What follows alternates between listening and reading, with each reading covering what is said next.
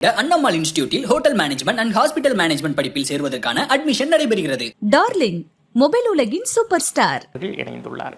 வணக்கம். ஆன்மீக நாடு அனைத்து நண்பர்களுக்கும் வரையனை ஆசி பரதமாகட்டும். வணக்கம். ஆன்மீகத்துடைய ஒரு பகுதி வரக்கூடிய விஷயங்களை கணிச்சு சொல்றது, எதிர்காலத்தை கணிக்கிறது அப்படின்னு. நாடே எதிர்பார்த்து காத்திருக்கு நாடாளுமன்ற தேர்தலில் யார் ஜெயிப்பாங்க அப்படின்னு உங்களுடைய கணிப்பு? இப்போ என்னோட கணிப்புங்கிறது நம்ம அருள்வாக்குங்கிறத விட வாக்குப்படி நம்ம ஒரு விஷயத்த சொன்னால் அது நடக்குதா நடக்கலையா, ஏற்கனவே நடந்திருக்கா இல்லையா அப்படிங்கிறத பொறுத்து நம்ம இந்த வர நாடாளுமன்றத்தில் யார் ஜெயிப்பாங்கிறத இன்றைக்கி நேற்றுல நம்ம கிட்டத்தட்ட ஒரு 7 மாதமாக நம்ம சொல்லிட்டு வந்திருக்கோம். அடுத்து வரப்போகிற தேர்தலில் யார் ஜெயிப்பாங்க, யார் அரியணை ஏறுவாங்க, யார் இந்த தமிழ்நாட்டை பொறுத்த வரைக்கும் யார் வெல்லுவாங்க அப்படின்ட்டு. இப்போது நம்ம உறுதியிட்டு நம்ம ஏற்கனவே நம்ம என்ன பதிவு பண்ணோன்னா வரப்போகிற இந்த ரிசல்ட்டில் வந்து பார்த்திங்கன்னா மோடி அவர்கள் மறுபடியும் பிஜேபி ஆட்சியில் அமர்வாங்க, ஆட்சி அதிகாரத்தை கைப்பற்றுவாங்கிறது அதுதான் நம்ம உறுதியாக ஏற்கனவே நம்ம சொல்லியிருந்தது. இப்போ அந்த நிலைமை தான் இன்றைக்கு வரைக்கும் நீடிக்குது. நாளைக்கு காலையில் விடிஞ்சாலும் கண்டிப்பாக அதுதான் நீடிக்கும். அவர் தான் அரியணை ஏறுவார். அவர் தான் அடுத்த 3வது முறையாக ஒரு அரசியலில் ஒரு பெரிய சக்தி அவர் இருப்பார். மாற்றங்கள் நடக்க வாய்ப்பே இல்லையா? இல்லை, மாற்றங்களுக்கான வாய்ப்பு குறைவு தான். மாற்றங்கள்னால் அவருங்க ஒரு சில விஷயத்தில் அவங்க ஒரு அதிகப்படியான சதவீதத்தில் வெற்றி பெற்று இல்லை அதிகப்படியான எம்பி சீட்டோடு அவங்க போய் உட்காருவாங்க அப்படிங்கிறது தான் என்னோட கணிப்பாக இருந்தது. அதில் அவங்களே ஒரு சில விஷயத்தை கொஞ்சம் சில முடிவுகளும் சரி, ஒரு சில விஷயத்த அவங்க பேசின விதமும் சரி, அந்த வெற்றி சதவீதங்கிறது கொஞ்சம் குறையிற அளவுக்கு ஆயிடுச்சு. அதான் உண்மை. தேர்தல் ஆரம்பிக்கும் போது பாஜகவிடம் இருந்த அந்த கான்ஃபிடன்ஸ் கொஞ்சம் கொஞ்சமாக குறைஞ்சிருச்சு அப்படின்னு சொல்லிட்டு அரசியல் விமர்சகர்கள்லாம் பேசிகிட்டு இருந்தாங்க. தேர்தலுக்கு பிந்தைய காலகட்டத்தில் பாஜகவுக்கு ஒரு நெருக்கடி வரும், அதுவும் தேர்தல் முடிவு நாளில் வரும் அப்படின்லாம் வந்து சொல்கிறாங்க. இப்போது என்னென்ன இடத்துல அந்த மாதிரியான ஒரு சர்க்கிள் இருக்கா? உங்களுக்கு இந்த ஆன்மீக கட்டங்கள் எல்லாம் பார்த்துருப்பீங்க, அந்த மாதிரி ஒரு சர்க்கிள் உண்மைதானா? இல்லை, பொதுவாகவே பார்த்தீங்கன்னா இப்போ ஆன்மீகம் சரி, மாந்திரிகத்துலேயும் சரி, ஒருத்தருக்கு நம்ம ஒரு விஷயத்தை நம்ம சொல்கிறோம், ஒரு கணிப்பை சொல்கிறோன்னா இவங்க எப்போ சர்க்கிள்கள் நம்ம சொல்கிற விஷயம் எப்போ சர்க்கிள்னா சம்மந்தப்பட்ட நபர்கள் அதை மீறி செய்யும் போதோ செயல்படும் போதோ அந்த ஒரு விஷயத்தில் தான் அவங்கள சர்க்கிள்களை சந்திக்கிறாங்க. இப்போ நம்ம சின்ன உதாரணம் பார்த்தீங்கன்னா, இப்போ நடிகர் வடிவேலு எங்கே அவரோட அரசியல் வாழ்க்கை, அந்த அவரோட சினிமா வாழ்க்கையும் எங்கே சூனியமானது, எங்கே எப்போ விஜயகாந்த் அவர்களை எப்போ அவர் எதுக்க ஆரம்பித்து அவரை தேவையில்லாமல் அந்த அந்த வாய்ச்சனியால் விட்டு கெட்டு போனாரோ அதே மாதிரி தான் இப்போ மற்ற எந்த கட்சியாக இருந்தாலும் சரி, மக்களுக்கு என்ன செய்யணுங்கிறத ஒரு விஷயந்தான் இங்கே பிரதானமாக பார்க்கப்படுது. இவங்க வந்து எப்போவுமே பார்த்திங்கன்னா இவங்க இந்த இந்து முஸ்லீம் விஷயத்தையும் சரி, அதை எப்போவுமே இவங்க பிஜேபி மேலே ஒரு முத்திரையாக குத்தப்படுது, அவர் இஸ்லாமியர்களுக்கு எதிரான. அப்போ அந்த நேரத்தில் அதை இப்போது தேர்தல் நேரத்தில் அதை எப்படி கையாளுங்கிறது ஒரு விஷயம் இருக்குது. ஒரு நாட்டின் பிரதமருக்கு அதை சொல்லிக் கொடுக்க வேண்டியதில்லை. ஒரு சில விஷயத்தை அதை வந்து எப்போ என்னடா கிடைக்குன்னு சொல்லி எதிர்கட்சிக்காரங்க அவங்க தூண்டில் போட்டு காத்திருப்பாங்க. அதுக்கு தகுந்த மாதிரி இவரும் வாய் விட்டார். அது ஒரு விஷயம். அப்புறம் இன்னொரு விஷயம் பார்த்திங்கன்னா, எந்த ஒரு கட்சியாக இருந்தாலும் சரி, உலக நாடான எப்போ ஒரு தமிழனோட ஒரு விஷயத்தில் அவனை அசிங்கப்படுத்தியோ இல்லை அவனை அழிச்சோ யாரும் முன்னுக்கு வரணும்னு நினச்சோ இல்லை அவனை கேவலப்படுத்தியோ யாரும் முன்னுக்கு வரணும்னு நினச்சோ அது முடியாது. அந்த தமிழனை பற்றி எங்காவது ஒரு தரைக்குறைவான வார்த்தைகளோ இல்லை மற்றபடி பேசி யாரும் ஜெயிச்சதா சரித்திரம் கிடையாது. அந்த மாதிரியான ஒரு விஷயத்தில் எனக்கு பிஜேபி மேலே ஒரு சில வருத்தங்கள் உண்டு. ஏன்னா அமித்ஷாவும் சரி, ஒரு பிரதமரும் சரி, அந்த ஒரு நம்ம ஒரிசா முதல்வர் கூட இருக்கிற அந்த பாண்டியனை பற்றி ஒரு சில விஷயங்கள் சொன்னதும் சரி, அது அவர் பாண்டியனை சொல்கிறாங்களோ இல்லையா, பாண்டியனை தமிழ்நாட்டை ஒட்டுமொத்த தமிழ் மக்களையும் அது சொன்ன மாதிரியான ஒரு எல்லார் விதத்துலேயும் அது மனசில் பதிஞ்சது. அதுவும் அவங்களுக்கு ஒரு சின்ன சர்க்கிள்கள் தான். இந்த மாதிரியான ஒரு சில சர்க்கிள்கள் கண்டிப்பாக அவங்களுக்கு இருந்தது. அதான் எப்போவுமே தமிழனை யாருனாலும் தொட்டாங்கன்னா அதுக்கு உண்டான விளைவுங்கிறது இருக்கும். இவங்கக்கிட்ட இருந்து இந்த மாதிரியான ஒரு செயலை நம்ம எதிர்பார்க்கலாம்.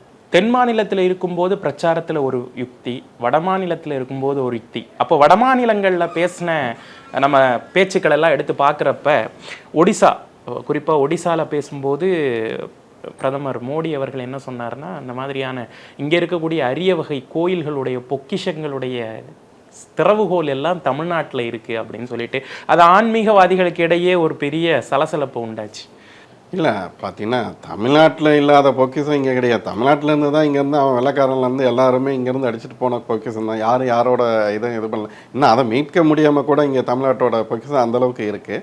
இப்போது அதுதான் அதை சார்ந்து வந்து அவங்க சொன்ன ஒரு விஷயங்கிறது வந்து ரொம்ப அந்த கவலைக்குரியது, அந்த நகைப்புக்குரிய ஒரு விஷயந்தான். இப்போது இங்கே தமிழ்நாட்டில் ஒரு மாதிரியும் இல்லை வெளி மாநிலத்தில் ஒரு மாதிரியும் இல்லை டெல்லியில் ஒரு மாதிரியும் தமிழ்நாட்டில் ஒரு மாதிரியும் அவங்க பேசுகிறாங்க அப்படின்னாக்கா, இப்போ அவங்க மட்டும் அரசியல்வாதின்னா யாரும் விதிவிலக்கு கிடையாது இல்லையா. இப்போ தமிழ்நாட்டில் வந்து இங்கே வந்து நம்ம காவிரி நீர் வேணும் இல்லை மற்ற விஷயத்துக்காக வேணும்னு சொல்லி இங்கே பேசுகிறாங்க.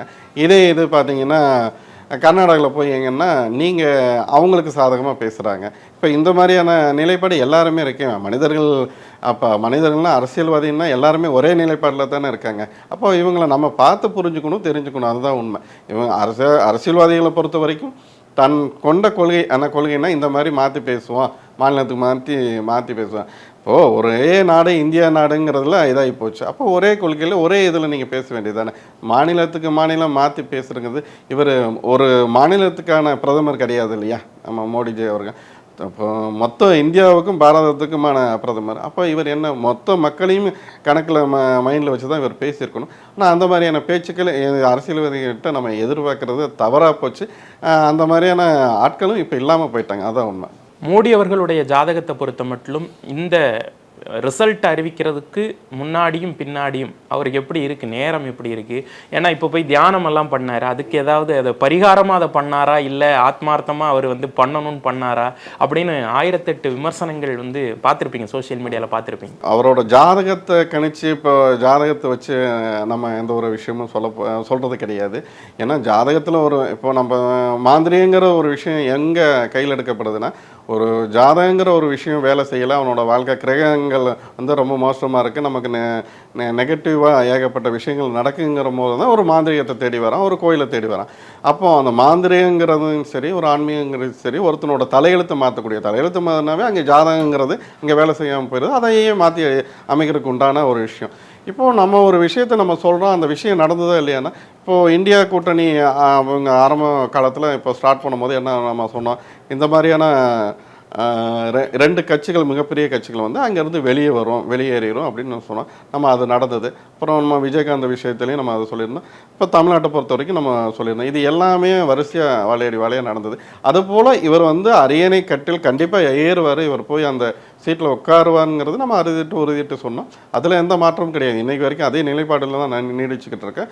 கண்டிப்பாக இவர் பிரதமராக அந்த அரியணையில் உட்காருவார். அதில் எந்த மாதிரி இவருக்கான நேரங்காலங்கள் கொஞ்சம் பிரச்சனையாக தான் இருக்குது.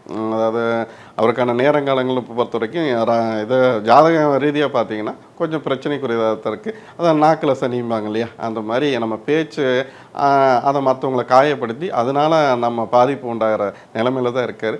இப்போது எங்கே அவ்வளோ பெரிய இது கட்டினாலும் இங்கே ஆன்மீக ஸ்தலம் இல்லையா, நம்ம தமிழ்நாட்டை யார் ஒருத்தர் வந்து தமிழ்நாட்டில் வந்து இந்த ஆன்மீகம் சார்ந்து இல்லை தமிழ் மக்கள் சார்ந்து போகிறாங்களோ அவங்களுக்கான வெற்றிங்கிறது உறுதிங்கிறது தெரியும். அதை எல்லாருமே அனுபவிச்சிருக்காங்க. அதை வந்து இன்றைக்கி பிரதமர் கையில் எடுத்திருக்க தப்பு இல்லையா. தமிழ் மண்ணோட சிறப்பை பேசுகிறாங்க, ஆன்மீகத்தை பேசுகிறனால ஒன்றும் தப்பு இல்லையா. இதுவும் ஒரு நல்ல விஷயம் தான். அடுத்த கட்டத்துக்கு போகிறதுக்கு உண்டான ஒரு நல்ல மகிழ்ச்சி தான். இப்போது மோடி அவர்களுடைய வெற்றி எந்த அளவுக்கு உற்று நோக்கப்படுதோ அதே அளவுக்கு இங்கே அண்ணாமலையுடைய அவர்களுடைய வெற்றியும் வந்து கோவையில் அவர் ஜெயிப்பாரா அப்படிங்கிற ஒரு $1 மில்லியன் கொஸ்டின் இருக்குது. உங்களுடைய பதில்?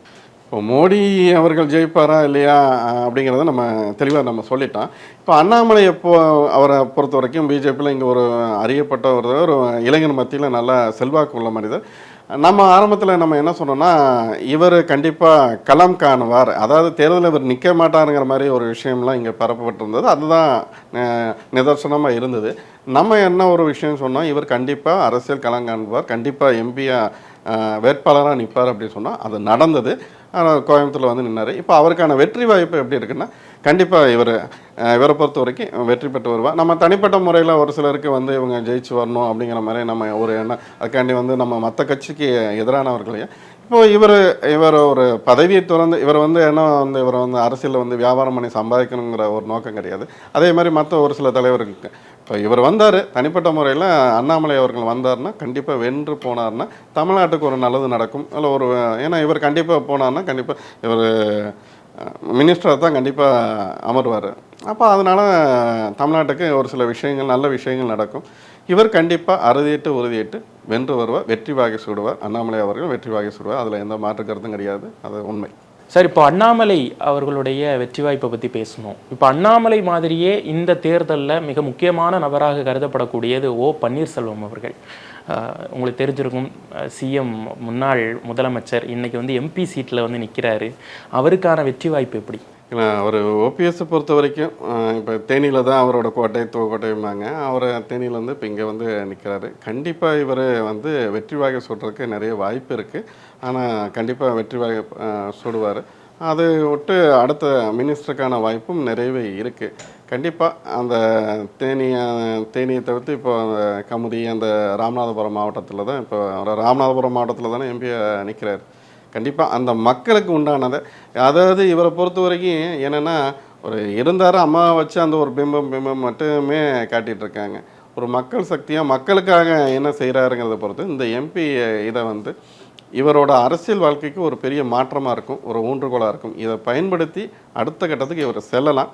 அதை அவர் எந்த நிலைமையில் இது பண்ணிக்கிறாங்கன்னு பழைய மாதிரியே இருக்கிறாரா, இல்லை இது ஒரு அவருக்கு ஒரு வழிகாட்டுது, இது ஒரு ஊன்றுகோல். இதை பயன்படுத்திட்டான்னா இன்னைக்கு தமிழ்நாட்டில் அவர் ஒரு பேசும்படும் பொருளாக கண்டிப்பாக இருப்பார். மாற்றத்துக்கு, அரசியல் மாற்றத்துக்கும் ஒரு முக்கியமான நபராகவும் இருப்பார். ஆனால் அரசியல் விமர்சகர்கள், மூத்த பத்திரிகையாளர்கள் எல்லாம் என்ன சொன்னாங்கன்னா, இவர் தேனியை விட்டு வெளியே வந்ததே ஒரு பெரிய மைனஸு, அவருடைய இடத்த விட்டுட்டாரு, இனி அவருடைய அரசியல் வாழ்க்கையே அஸ்தமனமாயிரும், அதுவும் பாஜகவோட சேர்ந்துட்டாரு, இதெல்லாம் வந்து அவருக்கு பெரிய டிராபேக் தான் அப்படிங்கிறாங்க. இல்லை, அவர் ஓபிஎஸ் அவர்களை பொறுத்த வரைக்கும், என்னை பொறுத்த வரைக்கும் நான் என்ன சொல்ல வந்தேன்னா, இவர் அந்த தேர்தலை களம் காண்றதே தவிர்த்துருக்கலாம். அதுதான் உண்மை. ஏன்னா இவருக்கான மரியாதையை அவரே அவரோட இருக்கிற இடத்துலேருந்து கேட்டு அந்த அளவுக்கு அவர் தரம் தாழ்ந்து போகல. தன்னோட தரத்தை தாழ்த்திக்கிட்டு நீங்கள் போய் ஒரு இடத்துல நிற்கணும்னு அவசியம் கிடையாது. இதை வந்து இவருக்கான மரியாதை இல்லாத இடத்துல நம்ம ஏன் இருக்கணுங்கிறத அவர் யோசிச்சிருக்கணும். இவர் ரொம்ப தரம் தாழ்ந்து அதுக்காண்டி அதுக்கு அவங்க ஒரு சில விளக்கங்கள் சொல்லலாம், அரசியல் நாயகர்களுக்காண்டி சொல்லலாம். அது தேவையே இல்லைங்க. நமக்குன்னு ஒரு எதிர்காலம் இருந்தாக்கா, நமக்குன்னு ஒரு வாய்ப்புன்னு இருந்தாக்கா அது கண்டிப்பாக கிடைக்காம போகாது. இப்போ தேனி மட்டும் இவர் கிடையாது, இவர் ஒரு எம்எல்ஏவோ ஒரு எம்பியே கிடையாது. இவர் தமிழ்நாட்டின் ஒரு அறியப்படக்கூடிய ஒரு தலைவர், ஒரு நீங்கள் முன்னாள் முதல்வர். அப்பேற்பட்டவர் நீங்கள் போய் எதுக்காக ஒருத்தட்ட போய் நீங்கள் உங்களோட தன்மானத்தை அடகு வைக்கணும், இல்லை உங்கள் சார்ந்த ஒரு சிலரோட விஷயத்தை நீங்கள் எதுக்கு அடமானம் வைக்கிறீங்க? நீங்கள் இந்த தேர்தலை தவிர்த்துருந்தீங்கன்னா இன்னும் நீங்கள் பேசும்படு பொருளாக தான் இருந்திருப்பீங்க. சரி, ஓகே, நீங்கள் வந்துட்டீங்க, நான் அவர் தோற்றுருவார், இல்லை அவரை தேனியை தவிர்த்து போனோம். அங்கே நான் இப்போ சமயத்தில் ஒரு ஆன்மீக இது சுற்றுலா சென்ற போது அங்கே பேசின மக்கள் எல்லாமே பார்த்திங்கன்னா பொதுவாகவே எல்லாருமே இவருக்கு தான் ஓட்டு போடணுங்கிறத மனநிலையிலே இருந்தாங்க. அப்படி தான் போட்டாங்களாமா. ஏன்னா இவர் கண்டிப்பாக அங்கேருந்து இங்கே வந்திருக்காரு அப்படிங்கிறதுனால கண்டிப்பாக உறுதிட்டு இவர் ஜெயிச்சு வர்றதுக்கு நிறைய வாய்ப்புகள் இருக்குது. ஏதாவது சூழ்ச்சிகள் இருந்தால் ஒழிய கண்டிப்பாக இவர் தான் ஜெயிப்பார். அதில் எந்த மாற்றமும் கிடையாது. இப்போது அஸ்தமனமாகும் அப்படின்னு எதிர்பார்த்த ஓபிஎஸ் அவர்கள் அடுத்த அரசியல் ஆட்டத்தை ஆரம்பிக்க வாய்ப்பு இருக்குன்றீங்க. ஆனால் அதுக்கான வாய்ப்பாக ஆண்டவன் இப்போ கையில் கொடுத்துருக்கான். அதை அவர் எப்படி பயன்படுத்துகிறாங்க, கண்டிப்பாக அதை சரியாக பயன்படுத்துகிறான்னா கண்டிப்பாக அடுத்த 5 ஆண்டுக்குள்ளே இவர் ஒரு இங்கே தமிழ்நாட்டில் இனி அசைக்க முடியாத சக்தியாக இருப்பார். நம்ம அதுக்கான வாய்ப்பை மற்றவங்க வரதுக்கு உண்டான வாய்ப்பை இவங்களா தானே உருவாக்கி கொடுத்தாங்க, அந்த களத்தை இவங்க தானே உருவாக்கி கொடுத்தாங்க. இவர் கண்டிப்பாக அதுக்கான வாய்ப்பை சரியாக பயன்படுத்தினான்னா அடுத்து பேசும்படு பொருளாக தான் இவர் தான் இருப்பார். இப்போது தமிழ்நாட்டை பொறுத்த மட்டிலும் இங்கே வந்து ஒரு 4 முனை போட்டி அப்படின்னு சொல்லலாம். திமுக, அதிமுக, பாஜக, நாம் தமிழர் கட்சி அப்படிங்கிறப்ப ஒட்டுமொத்தமாக யாருக்கு, எல்லாருக்கும் சொல்லுவாங்க திமுக வந்து அடிச்சு முன்னாடி வருவாங்க அப்படின்னு எல்லாருமே சொல்லுவாங்க. அதை தாண்டி இந்த நாடாளுமன்ற தேர்தல் யாருக்கு சாதகம் யாருக்கு பாதகம்னு நினைக்கிறீங்க? ஆன்மீக வழியாக நான் சொல்கிறேன். இல்லை, இப்போ பொதுவாக பார்த்தீங்கன்னா தமிழ்நாட்டை பொறுத்த வரைக்கும் இங்கே என்ன யாருக்கு சாதகம் பாதகம்னா, இப்போ டிஎம்கேங்கிறது ஒரு ஆலமரம், அதை நம்ம ஒதுக்கி வச்சலாம். அதை போக ஏன்னா அவங்களுக்கான இங்கே அறுவடை கண்டிப்பாக தமிழ்நாட்டை பொறுத்த வரைக்கும் அவங்க தான் லீடிங்கில் இருப்பாங்க. அதை நம்ம ஒதுக்கலாம். அவங்க எவ்வளோ சீட்டு முதற்கொண்டு அவங்க ஜெயிப்பாங்கன்னு முதற்கொண்டு நம்ம ஏற்கனவே சொல்லியிருக்கோம். இப்போ அதை தாண்டி இங்கே யார் ஜொலிப்பாங்க, இங்கே தமிழ்நாட்டில் கால் ஊன்றுவாங்க அப்படின்னாக்கா, நாம் தமிழர்களை பொறுத்த வரைக்கும், சீமானை பொறுத்த வரைக்கும் அடுத்த கட்டத்தில் ஒரு பிரதான ஒரு தலைவராக அவர் அறியப்படுவார். அவர் தான் இந்தியா முழுக்க பேசும்படும் ஒரு தலைவராக இருப்பார். கண்டிப்பாக அவருக்கான ஒரு எதிர்காலங்கிறது ஒரு சிறப்பானதாக இந்த ஒரு பாராளுமன்ற தேர்தலுங்கிறது கண்டிப்பாக அமையும். இப்போது தேர்தலுக்கு பிந்தைய கருத்து கணிப்பு எதுலேயுமே வந்து நாம் தமிழர் கட்சி பெரிய அளவுக்கு ஷைன் ஆகிற மாதிரி தெரியலை. எந்த வகையில் அவர் வந்து இப்போ ஒரு வாக்கு வங்கியிலையோ இல்லை வேற ஒரு களமாடுறதுலையோ அப்படி சொல்ல வர்றீங்களா? இல்லை, கருத்து கணிப்புங்கிறது பல நேரத்தில் பொய்யா இருக்குது. அது நம்ம நிறைய நேரம் பார்த்துருக்கோம். பொதுவாக பார்த்தீங்கன்னா ஒருத்தரோட வெற்றியவே பார்த்தீங்கன்னா தீர்மானிக்கிறதுங்கிற நிலைமையில் இன்றைக்கி நாம் தமிழர் தான் இருக்காங்க. ஏன்னா ஒரு போட்டி போட்டு அந்த அந்த அளவுக்கு டஃப் கொடுக்குற அளவுக்கு இருக்காங்க. இங்கே நம்ம ஒரு ஆன்மீக ரீதியாகவும் ஒரு மாந்திரிகராகவும் நம்மளோட வாக்கு என்னென்னா, இங்கே தமிழ்நாட்டை பொறுத்த வரைக்கும் ஒரு மிகப்பெரிய சக்தியாக, அதாவது எதிர்க்கட்சி அளவில் ஒரு பெரிய சக்தியாக இங்கே வந்து ஒரு மாற்றத்தை கொடுக்குறக்கு உண்டான சக்தியாக நாம் தமிழர் சீமான் அவர்கள் அறியப்படுவார். அதுதான் உண்மை. இந்த தேர்தல் அவங்களுக்கான ஒரு ஏனைப்படியாக அமையும்.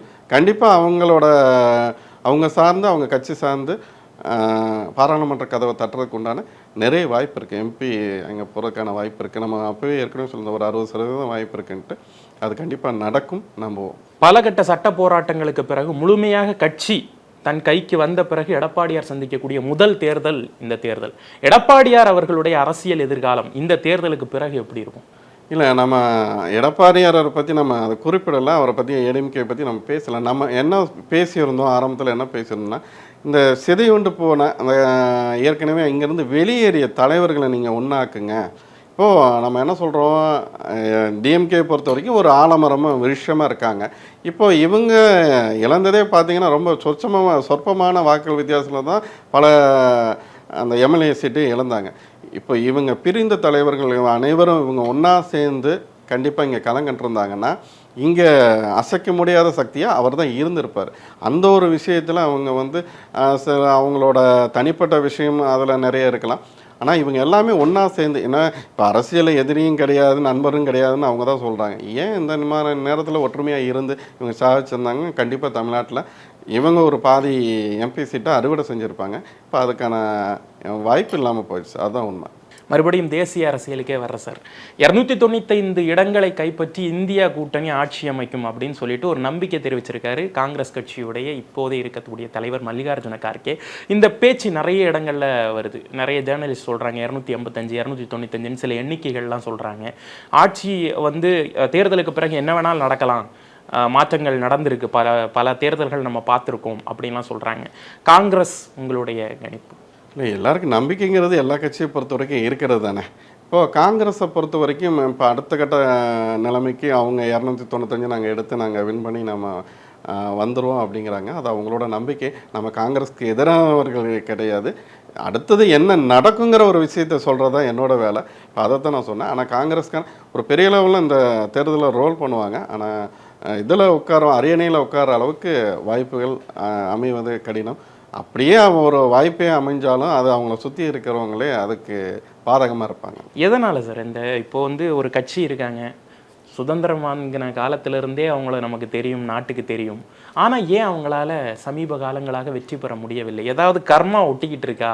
ஏன்னா நம்ம அப்படியெல்லாம் யோசிக்க வேண்டியதாக இருக்குது. ஏன்னா உழைப்பு போடுறாங்க. இப்போது பாரத் ஜடோ யாத்திரான்னு சொல்லிட்டு ராகுல் காந்தி நடையாக நடந்தார். ஆன பிறகும் தேர்தல் நெருங்கி வந்து தேர்தலுக்கு பிறகும் அவங்க கிட்ட ஒரு யாரை கேட்டாலுமே அவங்கள்ட்ட இருந்து ஒரு பாசிட்டிவ் ரிப்ளை இல்லை காங்கிரஸ் இந்த தடவை கஷ்டம்தான், மறுபடியும் பாஜக தான். உழைப்பு போட்டிருக்காங்கல்ல சார்? இல்லை, அவங்க உழைப்பு போட்டிருக்காங்க. ஓகே, நீங்கள் சொன்ன ஒரே வார்த்தை தான், கர்மா தான், ஊழ்வினை தான். ஊழ்வினை என்ன பண்ணும் அப்படின்னாக்கா, நம்ம என்ன செய்யணுமோ அதை உப்பை தின்னவன் தண்ணி குடிக்கணுங்கிற மாதிரி.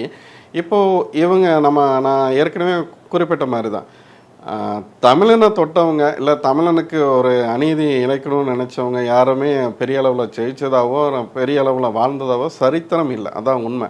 இப்போது யாழ்ப்பாணத்தில் இலங்கையை பொறுத்த வரைக்கும் அவர் எந்த அளவுக்கு பண்ணிவிட்டு இன்றைக்கி இருக்கிற இடம் தெரியாமல் அவர் அதிபர் போனாருங்கிறதெல்லாம் நம்ம பார்த்துருக்கோம்.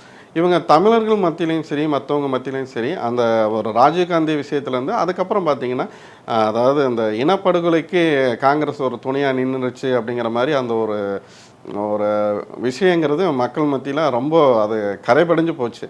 ஒன்று அதை மாத்திரக்கு, மற்றபடி நீங்கள் டெல்லியிலேருந்து கர்நாடகா வரைக்கும் நீங்கள் உருளுங்க பரலுங்க அதெல்லாம் ஒரு பெரிய விஷயம் கிடையாது. தமிழ்நாட்டு நிலைமையில் மாத்திரக்கு நீங்கள் என்ன பண்ணீங்க, தமிழனுக்காக நீங்கள் என்ன பண்ணீங்கிற அந்த ஒரு விஷயம் தானே.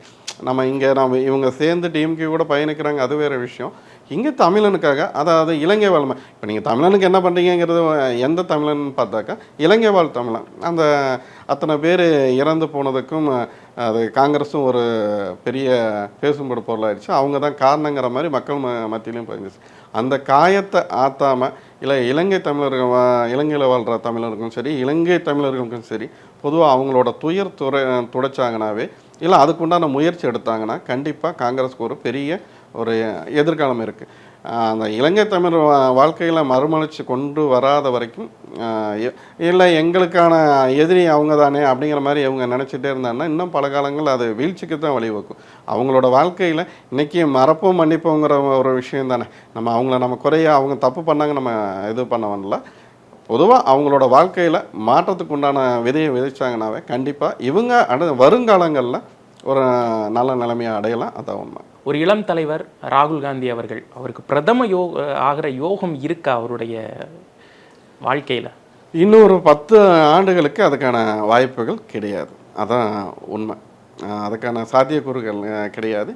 இந்த இதிலே பொறுத்த வரைக்கும் என்னென்னா இவங்களோட வாக்கு சதவீதம் நான் முதல்ல ஆரம்பத்தில் அவங்க சொன்ன மாதிரியே 400ங்கிறது இயல்பாகவே இருந்தது. பிஜேபி பொறுத்த வரைக்கும் 400 சீட்டு ஜெயிச்சிருவாங்கிறது இயல்பாக இருந்தது. அதையும் நம்ம கோட் பண்ணியிருந்தோம், இந்த அளவுக்கு ஜெயிக்கிறதுக்கு உண்டான இது இருக்குன்ட்டு. இவங்க எடுத்த ஒரு சில முடிவுகள், இப்போ அரவிந்த் கெஜ்ரிவாலாக இருந்தாலும் சரி, மற்ற விஷயத்தில் இருந்தாலும் தமிழ் விகேபி அவர் பாண்டியனை பேசின விதமாக இருந்தாலும் சரி, அவங்கள அந்த சாவி எடுத்துகிட்டு வந்த தமிழர்கள் திருடங்கிற மாதிரி சொன்ன ஒரு விஷயமா இருந்தாலும், மற்ற ஒரு சில விஷயங்கள் ராஜ்புட்ஸை கூட அவங்க பகைமையை உருவாக்கணும். இந்த மாதிரி இதெல்லாம் என்னென்னா ஒரு பகைமையத்தை இன்னைக்கு எல்லாரும் படிச்சுட்டான், எல்லாருக்குமே எல்லாம் தெரியுது, அடுத்த நிமிஷமே எல்லா விஷயத்தையும் தெரிஞ்சுக்கிற மாதிரி அந்த ஒரு விஷயந்தான் இவங்களோட வெற்றி சதவீதத்தை இன்னைக்கு கம்மியாக்கிருச்சு. இப்போ பார்த்தீங்கன்னாக்கா 400ங்கிறது இருந்தது, இப்போது ஒரு 300ங்கிற அளவுக்கு ஆயிடுச்சு. கண்டிப்பாக இவங்க காங்கிரஸ் கூட்டணி சொல்கிறாங்க, இந்தியா கூட்டணி சொல்கிறாங்க 291. கண்டிப்பாக பிஜேபி கூட்டணியை பொறுத்த வரைக்கும் ஒரு 300 330 சீட்டுக்குள்ளே இவங்க ஜெயிக்கிறதுக்கு வாய்ப்பு இருக்குது. நாடாளுமன்ற தேர்தல் முடிவு அப்படிங்கிறது வெறுமனே ஒரு தேர்தல் முடிவு மட்டுமல்ல, ஒவ்வொரு குடிமகனுடைய வாழ்க்கையிலையும் ஒரு தாக்கத்தை ஏற்படுத்தக்கூடிய ஒரு முடிவு. அப்படின்னு இருக்கிறப்ப இனி நாட்டுக்கான ஒரு தலைவிதின்னு ஒன்று இருக்கும்ல, இப்படி இருக்கும், இப்படியெல்லாம் நடக்கும் அப்படின்னு ஏதாவது உங்கள்கிட்ட கணிப்புகள் இருக்கா?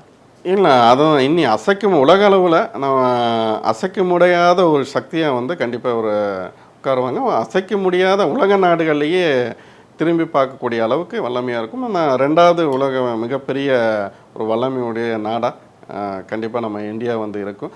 மற்றவன் ஏற்கனவே இது மாதிரி நம்ம மேலே பொருளாதார தடை போடுறதோ இல்லை மற்ற விஷயத்தை நம்மளை மிரட்டி பணிய வைக்கிறதோ அந்த விஷயங்களில் பல காலங்கள் நடந்துட்டு இருந்தது. இன்றைக்கி நம்ம என்ன சொல்கிறோமோ அதை கேட்குற அளவுக்கு மற்ற நாடுகள் இருக்காங்க. இதில் நாளைக்கு இன்னமும் உச்சம் போடுறதுக்கு பெரிய அளவில் மாற்றம் இருக்குது.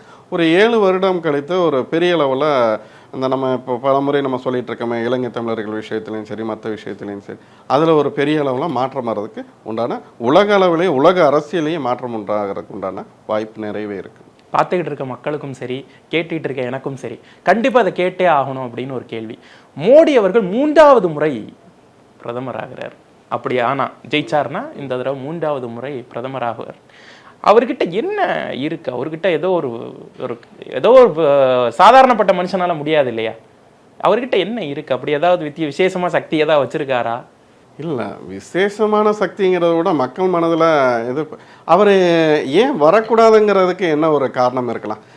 அவர் கொள்ளையடிச்சிட்டாரு, இல்லை அதை பண்ணிட்டாரு, இது பண்ணிட்டாரு, லஞ்சம் லாவணியம் அப்படிங்கிற மாதிரி பெருசாக அவர் மேலே ஒரு இதுவும் குறை சொல்கிற அளவுக்கு எந்த ஒரு தவறும் அவர் பண்ணலை.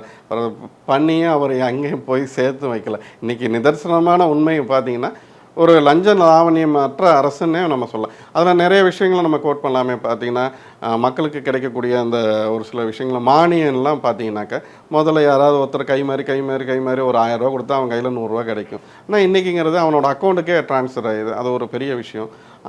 அந்த மாதிரி இன்னும் ஒரு சில நிறைய விஷயங்களை செஞ்சுருக்காப்புல. இப்போ கிராமப்புறங்கள்லேயே நம்ம போகும்போதே பார்த்தீங்கன்னாக்கா இந்த ஒரு சில விஷயங்களை சொல்கிறாங்க.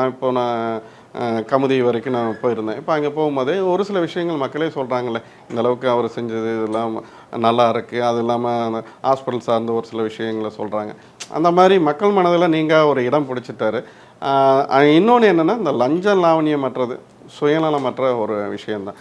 ஏன்னா பொதுவாக என்ன சொல்கிறாங்க, அவர் ஆடம்பரம் பண்ணிகிட்ருக்காரு. ஆடம்பரம் பண்ணாலும் மற்றபடி அவர் லட்சமாக கோடியாக கொள்ளையடிச்சிட்டு போகலைங்க.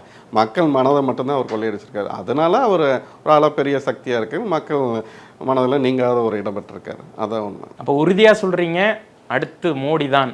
கண்டிப்பாக அவர் மோடி தான் வந்தே ஆவார். அவர் தான் அரியணை ஏறுவார். ஏன்னா இந்த ஒரு சில சறுக்கல்கள் அவங்க செய்யாமல் இருந்திருந்தால் ஒரு நம்ம அறிவிட்டு இன்னும் அதிகப்படியான வாக்கு வித்தியாசத்தில் அவங்க ஜெயிப்பாங்கன்னு நம்ம சொல்லியிருக்கலாம். நிறைய விஷயங்கள் பகிர்ந்துக்கிட்டீங்க. நாடாளுமன்ற தேர்தல் முடிவு அப்படிங்கிறது இன்னும் சில மணி நேரங்களில் தெரிய இருக்குது. உங்களுடைய கருத்து கணிப்புகளுக்கு நன்றி. நன்றி. அண்ணம்மாள் இன்ஸ்டிடியூட்டில் hotel management and hospital management படிப்பில் சேர்வதற்கான அட்மிஷன் நடைபெறுகிறது. டார்லிங் மொபைல் உலகின் super star. Black Thunder, where fun never ends. OT Main Road, Mettupalayam.